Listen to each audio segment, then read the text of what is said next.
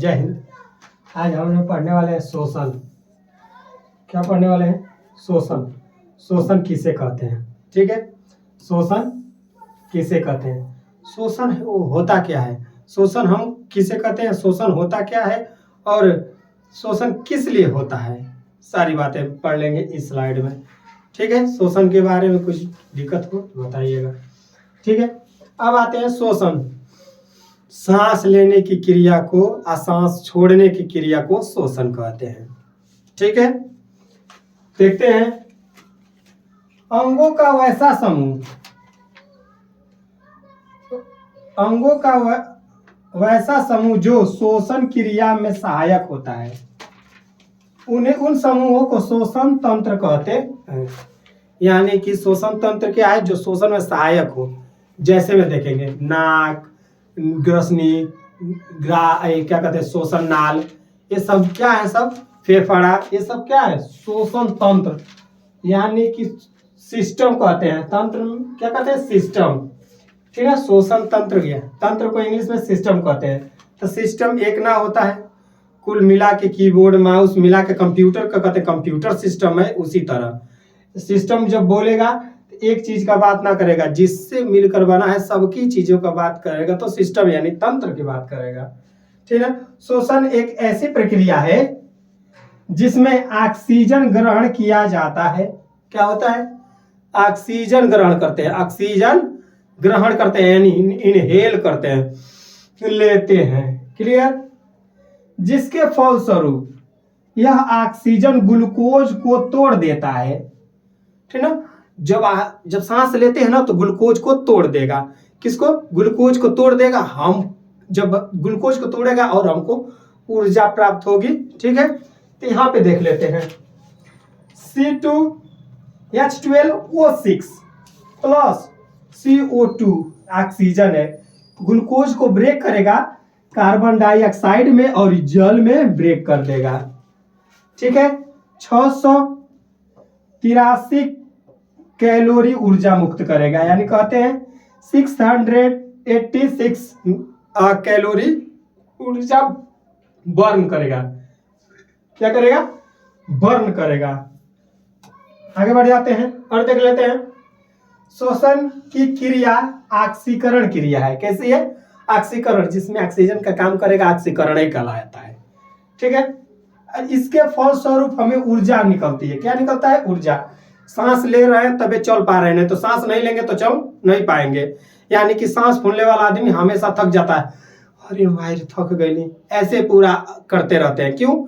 कि जब हम सांस नहीं ले पाएंगे, सांस नहीं लेंगे तो ऑक्सीजन जाएगा नहीं, ग्लूकोज को तोड़ेगा नहीं, ऊर्जा मिलेगा नहीं। इसलिए सांस फूलने वाला आदमी थक जाता है, इसी कारण, क्योंकि उसे ऊर्जा नहीं मिल पाता है। यदि यह कारण है कि मृत शरीर ठंडा पड़ जाता है, ठंडा पड़ जाए क्योंकि वह सांस नहीं लेता है। जब हम सांस लेंगे ऊर्जा मिलती रहेगी, यानी शरीर गर्म रहेगी। क्या रहेगी? पूरा छू छा के देख लेंगे, अरे ये तो जिंदा। अब मर जाते हैं शरीर तो डॉक्टरों कहते हैं अरे इसकी शरीर ठंडा पड़ जाएगी, यानी कि कहते हैं कि खेला खत्म है, चैप्टर क्लोज है इसका। क्यों? शरीर को टच करके, क्योंकि ऊर्जा, सांस लेगा नहीं, ऊर्जा बनेगा नहीं, और जब ऊर्जा बनेगी नहीं तो शरीर ठंडा पड़ जाएगी, तो इसीलिए टच करके पता चल जाएगा कि खेला खत्म है इस आदमी का। ठीक है, शोषण की क्रिया एक अपचयी अभिक्रिया होती है। ठीक है, अपचयी उपापचयी क्रिया होती है सब, यानी ब्रीथिंग दो प्रकार की होती हैं। सांस लेना, सांस छोड़ना ब्रीथिंग कहलाता है। ये कैसी होती है? दो प्रक्रिया होती है। एक होती है निःशोषण, एक होता है निःशोषण। एक निःशोषण जब हम अंदर सांस को भरते हैं तो निःशोषण, जब सांस को बाहर छोड़ते हैं तो निःशोषण। ठीक है, देखते हैं। ये दो प्रकार की होती है, निःशोषण और निःशोषण कहते हैं। निःशोषण किसे कहते हैं? सांस अंदर लेने की प्रक्रिया को निःशोषण कहते हैं। इसके द्वारा निम्नलिखित गैस लेते हैं। सांस जब अंदर भरेंगे तो ऑक्सीजन 21% भर दिए, कार्बन डाइऑक्साइड 0.03% भर देते हैं, नाइट्रोजन 78% भर देते हैं। ठीक है, एक बार लेने में, यानी कि 5 से 6 लीटर ऑक्सीजन गैस अंदर फेफड़े में भर लेते हैं। जब फेफड़े में 5 से 6 लीटर भरेंगे तो हमारा 5 सेंटीमीटर से ज्यादा सीना फूल जाता है। इसीलिए पुलिस की भर्ती में इसीलिए नापते हैं सब सीना, कहते हैं कि 80 सीना चाहिए, फूला के 85 चाहिए, यानी कि 5 सेंटीमीटर। जब से फेफड़ा 5 से 6 लीटर ऑक्सीजन लेता है ना, तो 5 सेंटीमीटर सीना फूल जाता है, यानी कि फेफड़े का जांच हो गई 5 सेंटीमीटर फुला के। क्लियर है। अब उसके बाद आ जाते हैं निःश्वासन किसे कहते हैं। निःश्वासन जब हम सांस बाहर की ओर छोड़ते हैं, निःश्वासन कहते हैं। जितनी मात्रा में हम सांस अंदर लेते हैं उतनी मात्रा में सांस बाहर छोड़ देते हैं, किंतु गैस का अनुपात बदल जाता है। क्लियर, जितना लिए हैं उतना ही छोड़ेंगे, पर गैसों का अनुपात बदल जाएगा। देखते हैं कैसे। अब है ऑक्सीजन 17% बस बाहर छोड़ेंगे, यानी कि 4% का हम यूज कर लिए हैं। कितने का? 4% का हम यूज कर लिए हैं। कार्बन डाइऑक्साइड लिए थे कितना? 0.03% जब कार्बन डाइऑक्साइड लिए थे, और छोड़े कितना है? 4.6% छोड़ दिए हैं। और शरीर में नाइट्रोजन का कार्य नहीं होता है, जितना लेते हैं उतना छोड़ देते हैं। क्लियर है। अब है प्रमुख शोषण अंग। शोषण तंत्र के ऐसी अंग है जो शोषण तंत्र में सबसे महत्वपूर्ण भूमिका निभाता है। ठीक है, कुछ छोटे छोटे, चाहे हम लोगों के, चाहे कुत्ता बिल्ली जितने हैं छोटे इंसेक्ट है, किससे सांस लेते हैं, थोड़ा बहुत इसमें ऐड कर दिया गया है। एक कोशिकीय जीव किससे सांस लेता है? विसरण द्वारा लेता है। एक कोशिकीय अमीबा, पैरामीशियम, इगोलिना, हाइड्राकुल एक कोशिकीय है सब, ये विसरण द्वारा लेते हैं सब।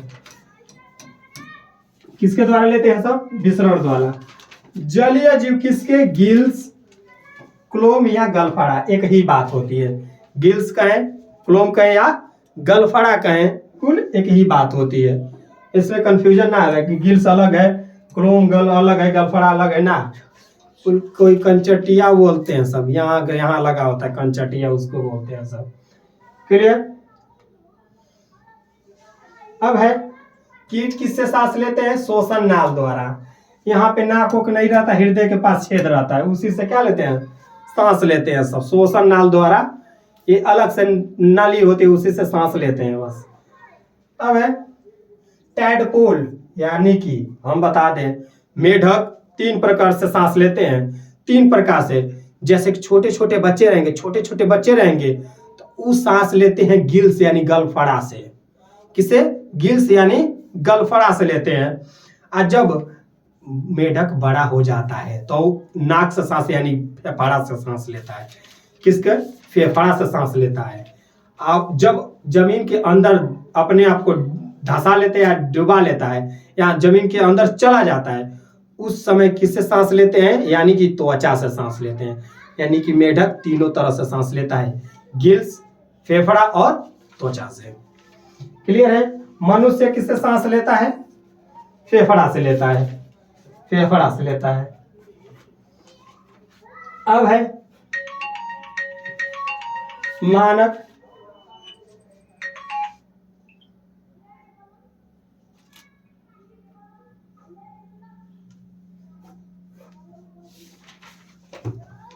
देख लेते हैं। अब कितने श्वसन मार्ग निम्नलिखित है? क्या है? नासा छिद्र है, नासिका कपाल है, ग्रसनी है, श्वसन तंत्र है, श्वसन नली है, ब्रोंकाई है, ब्रोंकिलो है, और वायु कोष्ठ है, रुधिर है और कोशिका है। सबसे सांस एक मार्ग है, निम्नलिखित है। मार्ग कहाँ कहाँ होता है? आ जाते हैं यहाँ पे, देख लेते हैं, फिगर में देख लेते हैं। यहाँ पे है, क्या है? श्वसन मार्ग है, इसे कहते हैं नासा छिद्र बोलते हैं। यहाँ पे है नासा छिद्र है, जो नकिया बोलते हैं नासा छिद्र है। और जो नाक से होकर गुजरा होता है उसे श्वसन मार्ग कहते हैं। अब है इपोग्लोटिक्स होता है। इपोग्लोटिक्स यानी कि यहाँ पे पाया जाता है, उसे इपोग्लोटिक्स कहते हैं। इसे श्वसन नली कहते हैं। जो फेफड़ा में नली जाती है उसे श्वसन नली कहते हैं। श्वसनी किसे कहते हैं? जब श्वसनी आके दो पार्टों में बढ़ जाती है, एक फेफड़ा दो फेफड़ा, दोनों फेफड़ा में जाती है उसे श्वसनी कहते हैं। फेफड़ा को होता है, दुगो होता है, दो होते हैं। और डायफ्राम, फेफड़ा के नीचे क्या लगाता होता है? डायफ्राम लगा होता है। क्लियर है? ऐसे कुपिकाएं बोलते हैं। इसको जब जूम करके काट कर देखेंगे तो यहाँ पे जो छोटे छोटे रहते हैं, इसी में ऑक्सीजन आके स्टोर होता है। इसमें छोटी छोटी कैपिलरी यानी नसें लगी होते हैं, यहीं से ऑक्सीजन ग्रहण करता है। छोटी छोटी कैपिलरी वहीं से ऑक्सीजन लेगा और भेज देता है रक्त में। ठीक है ना? अब है डायफ्राम, देख लेते हैं डायफ्राम क्या होता है। यह वक्ष गुहा के नीचे तथा उदर गुहा के ऊपर पाया जाता है। ये मसल्स का बना होता है। किसका? मसल्स का। स्प्रिंग का काम करेगा, देखना, स्प्रिंग का। यह संयोजी उत्तक का बना अन्य शोषण में 75% योगदान देता है। कितना? 75% योगदान देता है। क्लियर? गर्भवती महिलाओं में निःशोषण डायफ्राम का महत्वपूर्ण भूमिका नहीं निभाती है। इसीलिए डायफ्राम टूटने पर व्यक्ति की क्या हो जाती है? मृत्यु हो जाती है। ठीक है? अब देख लेते हैं बारी बारी। वक्ष गुहा के क्या है? नीचे। वक्ष गुहा के नीचे, उदर गुहा के, ये पेटवा के ऊपर, यहाँ पे पाए जाते हैं। जब हम सांस लेते हैं तो क्या? डायफ्राम को दबा देते हैं। क्या? डायफ्राम को दबा देंगे। जब डायफ्राम दब गया है और दब जाएगा, जब छोड़ेंगे ना तो ऊपर उठेगा, तो अपने आप फेफड़ा में से ऑक्सीजन बाहर चला आता है। ठीक है? ये डायफ्राम देख सकते हैं, वक्ष गुहा के नीचे और उदर गुहा के ऊपर लगा होता है। जब दाबते हैं, स्प्रिंग का काम होगा। जब दाबेंगे तो दब जाएगा, जब छोड़ेंगे तो ऊपर आ जाएगा। डायफ्राम टूटने पे आदमी की मृत्यु हो जाती है। कहा है कि सांस तो भर लेगा, दाब के बाहर ना आ पाएगा, तो इसलिए मृत्यु हो जाती है। अब है नासा छिद्र। नाक का अगला भाग नासा छिद्र कहलाता है। ये वाला नाक का अगला भाग क्या कहलाता है? नासा छिद्र कहलाता है। इसी भाग से वायु अंदर जाता है। इसी भाग से वायु क्या करता है? अंदर जाता है। इसमें बाल तथा धूल कण से क्या करता है? रोकता है। बाल इसमें होता है धूल कण से, यानी कि इसमें म्यूकस होता है। आगमन निकाल देगा म्यूकस, धूल कण जाएगी, उसी में जम जाएगा। और जब जम जाएगा तदम अंदरवा जम जाएगा, सुबह निकाल के गोलिया के भीग देते हैं। यही काम होता है। जो होता है ना, वो धूल कण जमे होते हैं, बार बार हम सांस लेते हैं, वही जम जाते हैं। ठीक है? अब आता है नासिका कपाल किसे कहते हैं? यह नाक का पिछला हिस्सा होता है। नाक का ये वाला हिस्सा, नाक का एकदम पिछला हिस्सा होता है, कपाल कहते हैं, नासिका कपाल कहते हैं।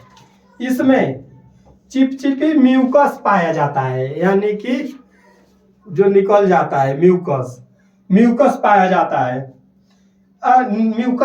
म्यूकस पाया जाता है, यही धूल कण सटा लेता है, और जब नहीं निकलेगा तो जम जाएगा, तो उसी को निकाल के। ठीक है? नासिका कपाल में पाए जाने वाला प्रोक्यूल पाई जाती है, जो हमें गंध को सूंघने में सहायक करता है। महक क्या रहा है? परफ्यूम मार क्या है? बदबू कर रहा है? ये कौन, यानी कि ये नियंत्रित करता है। क्लियर? अब है ग्रसनी किसे कहते हैं? यह नासिका कपाल के नीचे तथा मुख गुहा के पीछे पाया जाता है, यानी कि नासिका का पीछे, मुख गुहा के ऊपर पाया जाता है। यह मार्ग भोजन तथा वायु दोनों को खोलता रहता है। यहीं पे जब होता है ना, बीच में रहेगा कि जब हम सांस लेंगे तो खाना वाला को बंद कर देगा, जब खाना खाएंगे तो नाक वाला, इसलिए कहते हैं जब घूंट मारने पे हमें क्या नहीं होता है, जब हम घूंट मारते हैं तो हम क्या जब सांस लेंगे तो खाना नहीं निकल पाएंगे, खाना निकलेंगे तो सांस नहीं ले पाएंगे। ठीक है ना, यही बंद करता है। ठीक है ना, अब देख लेते हैं ग्रसनी से निकल द्वार ग्लैट और मध्य से ग्रसनी से जुड़ा होता है। यहाँ पे देख लेते हैं, यहीं पे जुड़ा रहता है। क्लियर, ग्रसनी स्वतंत्र और के द्वारा श्वसन नली से जुड़ा रहता है। अब आ जाते हैं स्वर तंत्र।